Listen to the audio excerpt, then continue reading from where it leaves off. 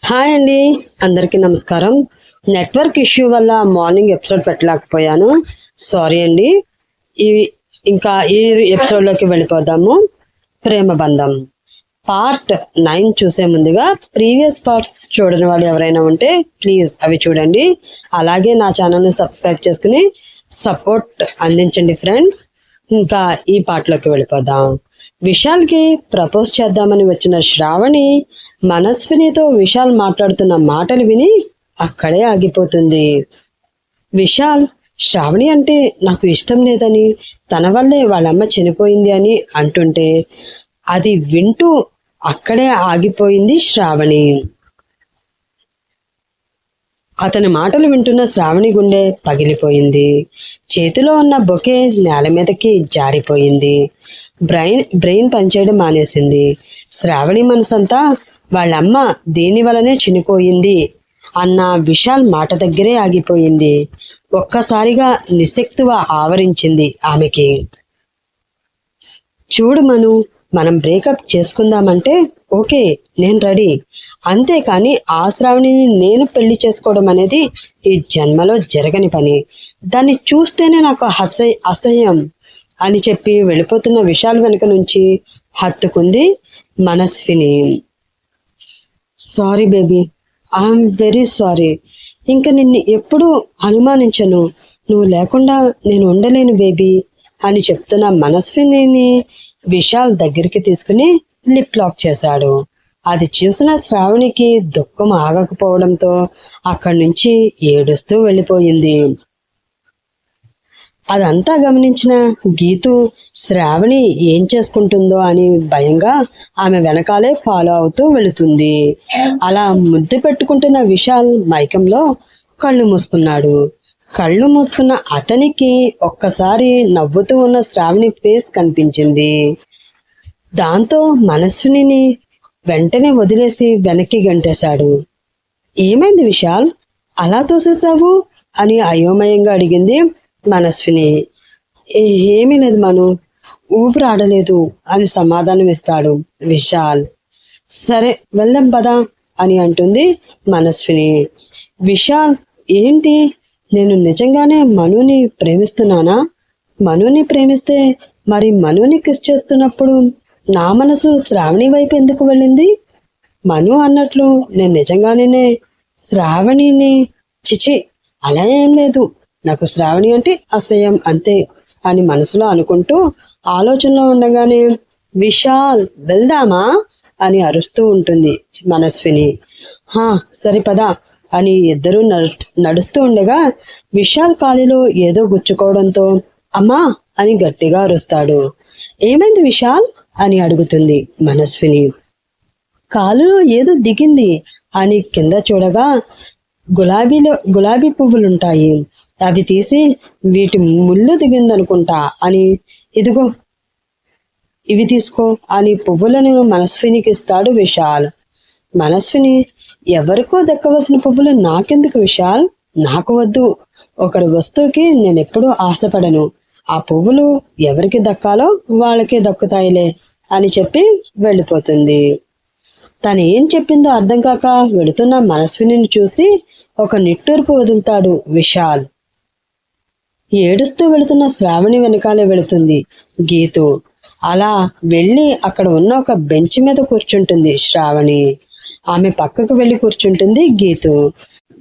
ఎంతకీ శ్రావణి మాట్లాడకపోయేసరికి తన గుండెల నిండా చెప్పుకోలేనంత బాధ ఉంది అని అర్థం చేసుకున్న గీతు ఆమె భుజం మీద మెల్లిగా చెయ్యి వేస్తుంది. గీతు చెయ్యి వేయడంతో అప్పటి వరకు గుండెల్లో దాచుకున్న బాధంతా కళ్ళల్లో కన్నీళ్ల రూపంలో కరుగుతూ ఉంటే గీతును గట్టిగా పట్టుకుని ఏడుస్తుంది శ్రావణి. ఏడ్చే శ్రావణి, నీ గుండెల్లో బరువంతా తగ్గేంత వరకు ఏడురా, నిన్ను నేను ఆపను అని అంటుంది గీతు. అలా ఎంతసేపు ఏడ్చిందో ఆమెకే తెలియదు.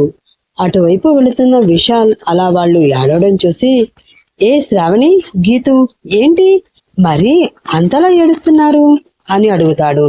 దానికి శ్రావణి గీతుని వదిలి కళ్ళ నీళ్లు తుడుచుకుని ఏమీ మాట్లాడకుండా మొహం పక్కకు తిప్పుకుని కూర్చుంటుంది. అది విశాల్ కాలేజీ అయిపోతుంది కదా అని కొంచెం ఎమోషనల్ అయింది అని చెప్తుంది గీతు. మనకి జస్ట్ కాలేజీ మాత్రమే అయిపోతుంది అంతే, మనమేమీ శాశ్వతంగా విడిపోవడం లేదు కదా. అయినా ప్రెసెంట్ డేస్ లో వాట్సాప్, ఫేస్బుక్, ఫోన్స్ అంటూ ఇన్ని సోషల్ మీడియాస్ ఉన్నాయి కదా, మనకి ఎప్పుడు కావాలంటే అప్పుడు ఫోన్లోనే మీట్ అవ్వచ్చు, దానికే ఇంతలా ఎమోషనల్ అవ్వాలా అని అంటాడు విశాల్. నువ్వు చెప్పింది 100% కరెక్ట్. లైఫ్లో మార్పు అనేది కామన్, అది మనం అర్థం చేసుకుని మూవ్ ఆన్ అయిపోవాలి. శ్రావణి కూల్ అవ్వు అని అంటుంది గీతు. కరెక్ట్గా చెప్పావు గీతు, మూవ్ ఆన్ అయిపోవాలి అని శ్రావణిని చూస్తూ అంటాడు విశాల్. ఏడవడం వల్ల శ్రావణి మొహం ఎర్రగా కందిపోయి కళ్ళు బాగా వాచిపోయి చెంపల పైన కన్నీటి చారికలతో చాలా బాధాకరంగా ఉంటుంది. అలా శ్రావణిని చూసిన విశాల్ గుండెని ఎవరో పట్టుకుని పిండేస్తున్న ఫీలింగ్ కలుగుతుంది అతనికి. అతని కూడా కళ్ళల్లో నీళ్లు తిరుగుతాయి.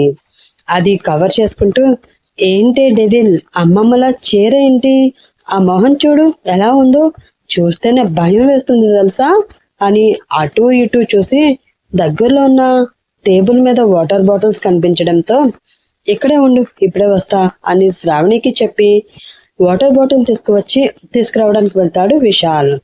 అలా వెళుతున్న విశాల్ వైపు చూస్తూ అలా ఉండిపోతుంది శ్రావణి. అది చూసిన గీతు, శ్రావణి ఇంటికి వెళ్ళిపోదామా అని అడుగుతుంది. వెళదాం పార్టీలోకి, మళ్ళీ మనం ఎప్పుడు కలుస్తామో ఏంటో, ఒకసారి అందరినీ కలిసి వీడ్కోడి చెప్పి వెళ్ళిపోదాం అని అంటుంది శ్రావణి. ఇంతలో వాటర్ బాటిల్ తీసుకుని వస్తాడు విశాల్.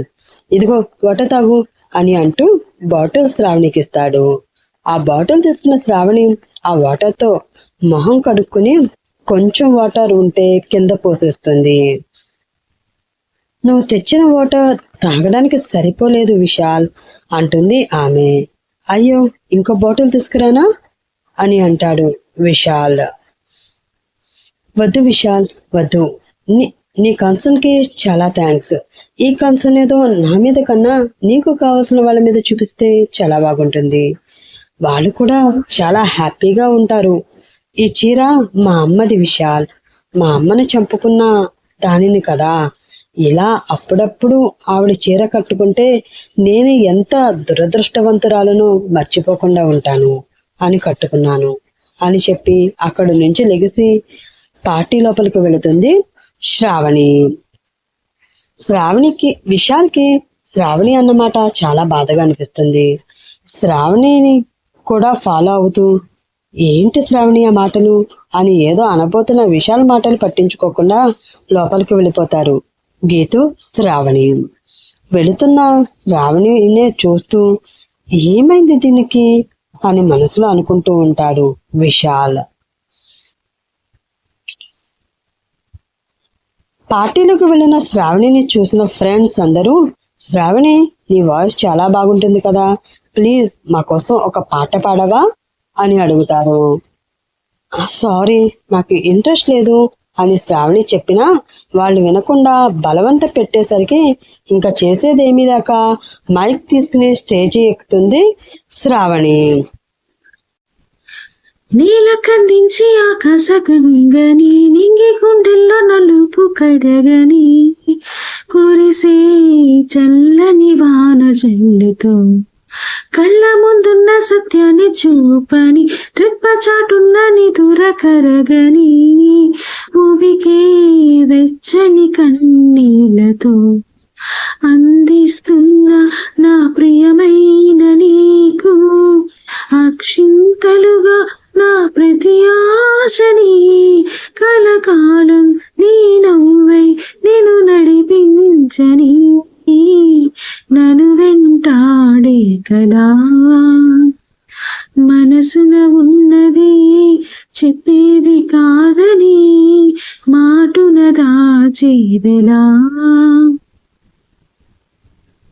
అలా శ్రావణి పాట పాడుతూ ఉండగానే చేతిలో గులాబీ పువ్వుతో బ్లాక్ కలర్ సూట్లో చూడ్డానికి ఎంతో అందంగా అచ్చం రాజకుమారుడిలా ఉన్న ఒక వ్యక్తి స్టేజ్ మీదకి ఎక్కుతాడు. అతన్ని చూసిన శ్రావణి పెదవులు అప్రయత్నంగానే వినోద్ అని పలుకుతాయి. శ్రావణి అలా చూస్తుండగానే స్టేజ్ మీదకి వచ్చిన వినోద్ శ్రావణి ముందు ఒక కాలు మీద కిందికి కూర్చుని శ్రావణికి ఆ పువ్విస్తూ, Shravani will you marry me అని అడుగుతాడు. అది చూసిన ఫ్రెండ్స్ అందరూ వినోద్ వినోద్ వినోద్ అని అరుస్తూ ఉంటారు. శ్రావణి షాక్ అయి అలా చూస్తూ ఉండిపోతుంది. విశాల్కి కూడా శ్రావణికి అలా వినోద్ ప్రపోజ్ చేయడం చూసి షాక్ అవ్వి చిరాకుగా అలానే చూస్తూ ఉంటాడు. ఈలోగా ఫ్రెండ్స్ శ్రావణి యాక్సెప్ట్ హిమ్ అని అరుస్తూ ఉంటారు. విశాల్కి అక్కడ ఏం జరుగుతుందో అర్థం కాక బొమ్మలా చూస్తూ ఉండిపోయాడు. శ్రావణికి కూడా వినోద్ అలా ప్రపోజ్ చేయడంతో ఏం చేయాలో తెలియక ఫ్రెండ్స్ అరుపులతో గందరగోళ స్థితిలో వినోద్ చేతిలోని రోజుని అప్రయత్నంగానే తీసుకుంటుంది. అది చూసిన ఫ్రెండ్స్ యాహూ అని గట్టిగా అరవడంతో ఈ లోకంలోకి వచ్చిన శ్రావణి తను ఏం చేసిందో చూసి గబగబా స్టేజ్ దిగడానికి వెళుతుంది. శ్రావణి వినోద్ ఇచ్చిన రోజ్ని తీసుకోవడంతో విశాల్ కోపంగా స్టేజ్ మీదకి వెళుతూ ఉంటాడు. అలా వెళ్ళబోతున్న విశాల్ చేతిని మనస్విని పట్టుకోవడంతో ఆగి ఆమె వైపు చూస్తాడు. ఆ తర్వాత ఏం జరిగిందో నెక్స్ట్ ఎపిసోడ్లో తెలుసుకుందాం ఫ్రెండ్స్. నెక్స్ట్ ఎపిసోడ్ కోసం వెయిట్ చేస్తూ ఉండండి. బాయ్ ఫ్రెండ్స్, రేపు నెక్స్ట్ ఎపిసోడ్తో కలుసుకుందాం.